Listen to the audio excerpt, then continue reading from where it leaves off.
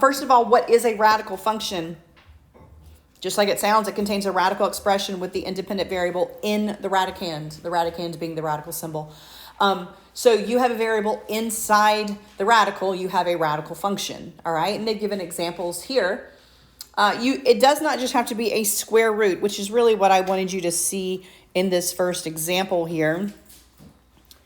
You see that you have a cubed root, all right? And you'll notice the cubed root graph looks actually like a cube, x cubed sideways, right? So if you think about an x cubed, the cubed root, which is the inverse there of x cubed, looks just like it, but sideways, which is what happens with inverses. They kind of flip across the y equals x line, all right, which is what's happened here. You'll notice when it is the fourth root, your domain changes, all right? So the domain here was really any x, negative infinity to positive infinity. But when it went to a fourth root, my domain changed. Why would that happen? Why would my domain all of a sudden stop right here? Yeah, positive. So if I have a cubed root, I can have a negative under that radical. Not a problem, right? But if I have an even root, this is why that radical function looks like that, okay? And so we only graphed the square root where it looked like this, but a little bit thicker, right? He looked a little bit fatter.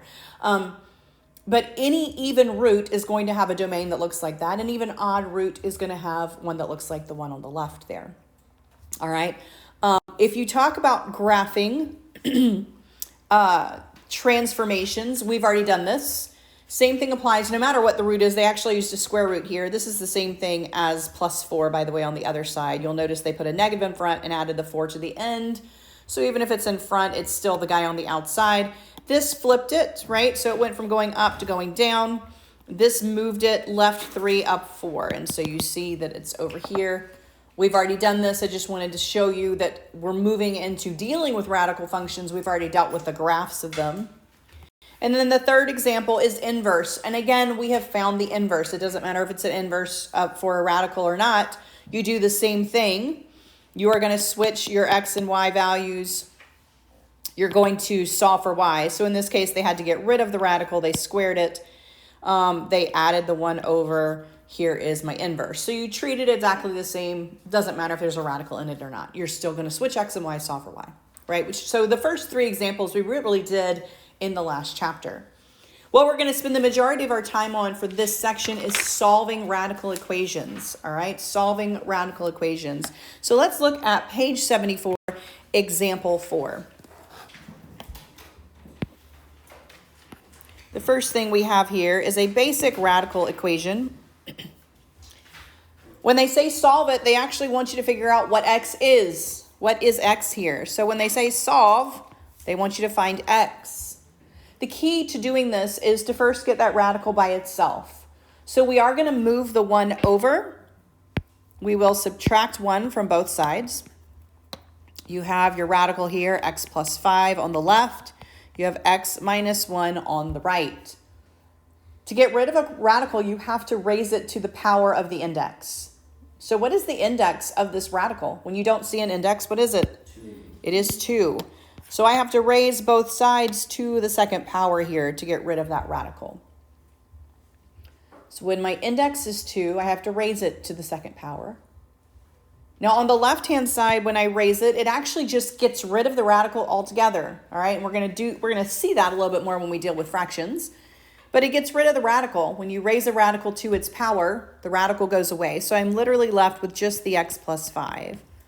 On the right, just a quick review. How would one do that? It's definitely not x squared plus 1. No.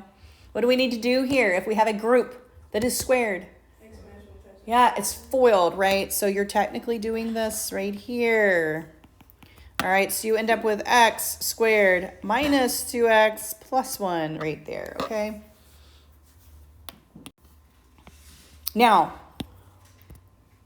right at this point, we are legit just solving a quadratic, okay? So think about your rules for solving. I'm going to move all my x's to one side. set this equal to 0. If this were just x to the first power, I would move x's to one side, variables to the numbers to the other, and divide, right? But it's a quadratic, so I'm going to move everything to one side and set it equal to 0, and then I'm either going to solve by factoring our quadratic formula, okay? So I'm going to move the x over, and I'm going to move the 5 over. Anytime I move something for a quadratic, I try to keep my leading coefficient positive. You have more factoring issues when your leading coefficient is negative. People just tend to do that incorrectly. So subtract your x, subtract your 5 here. On this side, you have 0, which is what you want. You have x squared minus 3x minus 4. This is a simple factoring, right? Factors of 4 that subtract to give you 3. What are those? Yeah, so you're going to have a minus 4 and a plus 1, right? And then to finish that solving, set each one of those equal to 0. You're going to say x is going to equal either 4 or negative 1. Now, here's the thing with radicals. Like anything else, when you have a limitation potentially on your domain, you have to check for extraneous solutions, right? What would be my limitation here? Can't have a negative in the radical. Also, when you plug things back in, you're doing order of operations, and so the square root will be positive. Okay, so when you have a variable involved, like x squared equals 9, x could be positive 3 or negative 3. But when I say the square root of 9, that is 3. Straight up order of operations, everything's a number, right? It is not negative 3. You are talking about the primary root when you just have numbers. So you have to actually check for both of those things. Does it actually work? Does it give me an answer that works? And does it give me an actual answer to a square root, right? And so when I have 4 and negative 1 here, I really need to go back up here and say, do both of those work? So I need to plug in my 4 into both parts, right, of that x. And I need to do the same thing with negative 1. All right. And so then I'm going to just do the process. 4 plus 5 is 9. Square root of 9 plus 1 equals 4. Square root of 9 is 3. 3 plus 1 equals 4. Yes, that is true. All right. Do the same thing over here. Negative 1 plus 5 is 4. Square root of 4 is 2. 2 plus 1 equals negative 1. That is not true. We have an extraneous solution. All right, so I got a false statement here. He is not a solution. That means x equals 4 is your only solution. Negative 1 was extraneous. It did not work when I plugged it back in.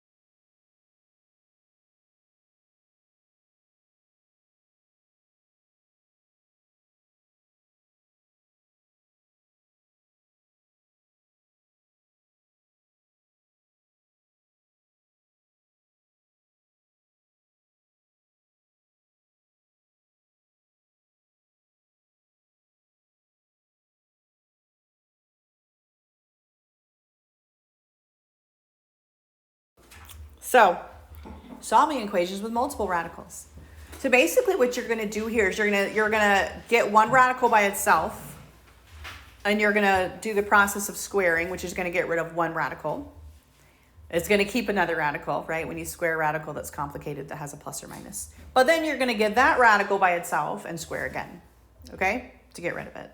So you're basically just choosing the path of least resistance. So like, for example, I would choose the largest radical to get by itself so that I could get rid of that radical, right? And then I would have the smaller radical with the number that's going to have to be FOILed, okay?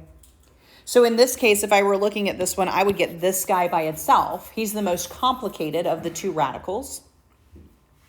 And in order to get this by itself, I would have to move this radical over to the other side, all right? And so that's what I'm going to do. And to move a radical, you do like you'd move anything else. You just move the whole group over. It's being subtracted. So I'm going to literally add this whole radical over here. Okay, I'm actually going to put it in front when I move it. So I'm going to end up with this guy on the left-hand side, x squared plus 5x plus 3. And on the right-hand side, I'm going to end up with x squared plus 3x plus 1. And that 1, you'll notice I wrote way far out there because he is not in the radical, okay? I'm only saying that because common mistake would be to throw him in the radical accidentally. Once I've done that, I will square both sides, all right? Doing that is going to make the left side much prettier and the right side hideous, okay? So just bear with me. It's going to make this guy pretty. So we're going to get rid of that radical. But this is going to FOIL, okay? Now, this is where knowing that shortcut of a perfect square trinomial is very fun because you don't have to actually FOIL. You actually know what to do here. The left side, I get just what's inside, x squared plus 5x plus 3. The right side, I'm going to use my rule. If I have something like this, I square the first one, I multiply the two and double the center, and then I square the last one. So that's my rule for a perfect square. So what does that mean in this situation? Well, I square the first one. What happens when I square the first one? The square root just goes away, and I'm left with just x squared plus 3, all right? Then I multiply the two. 1 times the square root, that's just the square root, and double it. So I end up with 2 of those square roots, right? So I just literally multiply these two guys, and then double that answer, right? Does everybody see what I did? I multiplied 1 times the square root, and then you always double it. So I double it, 2 times the square root. And then my last one is just my last guy squared. Well, that's 1 squared, which is just 1, okay? To actually write all your x's. There we go. Thank you. I was like, wait a second. It's important to write all of your variables. Okay, so this is as simple as it gets. And honestly, this is as simple as it gets, right? I really can't combine anything here. So what I'm going to do, however, is I am going to move everything over. I'm going to move every piece of this over, okay? So I can get this by itself. So I am going to take this x squared and subtract it over. I'm going to take this 3x and I'm going to subtract it over. And I'm going to take this 1 and I'm going to subtract it over. I'm literally just trying to get that radical now by itself, okay? So all of this will cancel. On this side, my x squareds actually will cancel, right? That zeroes out. 5 minus 3, that's 2x. 3 minus 1, that's 2. And then I have this guy here. Now, you could actually square it at this point, but most people get that wrong because they don't square that 2. So as long as it divides out, I would go ahead and divide by that 2. If it did not divide out, I would square it first. So let's say that was a 3. If this were a 3, I would not divide over. That would create a ton of fractions, which I do not want at this point, okay? And I would go ahead and square this, and I would have the square of this times this group, okay? But because it's a 2 and both of these are divisible by 2, you can divide it over. Does everybody understand why I would choose to do it one way now and not the other way? All right, both of these are divisible by this 2, so I can go ahead and divide. Makes my number smaller. But if it were not, I would not do it because you would be foiling fractions, okay? Does that make sense? And you could go ahead and square this and have 4 times that x squared plus 3x, right? If it made it easier. But in this case, it actually is easier to divide. And so I'm going to go ahead and divide that 2 over. I'm going to get it out of this side and make sure you divide every single piece by that 2, not just one piece. So 2x divided by 2 is x, 2 divided by 2 is 1, and now I have my radical completely by itself. And I'm going to do it all over again, right? I am going to square both sides. Okay? Because I have to get rid of my radical. So I am going to square the left, which is going to technically FOIL it. And I'm going to square the right. Now you can apply the same process, right? The first one squared, x squared. 1 times x, 1x doubled 2x. The last one squared plus 1. All right? So you can always use that shortcut on these when you're squaring a group. On the right-hand side, I literally just get rid of my radical, x squared plus 3x. All right?